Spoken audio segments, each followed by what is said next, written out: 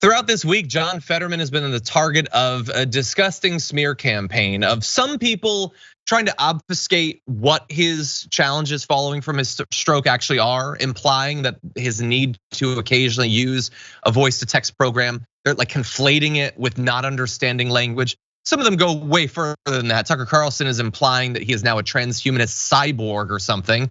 But that was earlier this week. And there's been a lot of strike back against that. So it would be weird to jump into that at this late date, but that's what Meghan McCain is choosing to do. She decided to tweet out, "This is insane. How can someone be a senator without being able to speak or understand small talk?" So he can speak perfectly fine, as anyone would know if they'd watched even 2 seconds of the interview. So she looks like a clown for not understanding that. But more importantly, to say that you specifically need to be able to engage in small talk to be a politician that's ridiculous, but that's what she's doing. And of course, there's the added layer of the fact that, as she will be quick to remind you, she's the adult daughter of the now passed John McCain, who had a brain glioblastoma while he was serving as a US senator. Obviously suffered from disability as a result of that, as well as the torture he'd experienced earlier in his life. He literally died as a senator. So you would think that if anyone was going to be like possessing of at least a little bit of empathy when it comes to someone who is recovering from an illness, that it might be her, but of course not. Ben, what do you think? Yeah, this again is Meghan McCain missing the mark completely. I still do feel somewhat responsible for being partially responsible for training her to host television back, and that is part of what probably helped her get the job at The View, that raised her public profile.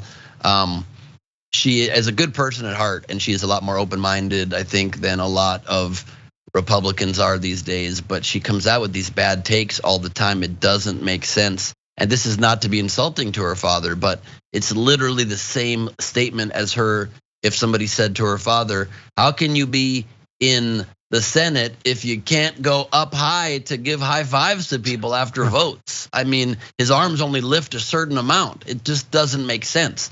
It has nothing to do with his ability to serve as a senator, although I do think the Fetterman campaign should be doing a better job of explaining, not just, "Oh, I will be better come January," but say, we already have express permission that in Congress everything will be captioned for me live. I'll be able to respond and see all of the pertinent hearings, and all of the pertinent meetings will be, and committee hearings will be all transcribed, so there will be no issue. They're kind of leaving that a little bit as a gray area, which is an unnecessary window to leave that can be exploited by their opponents.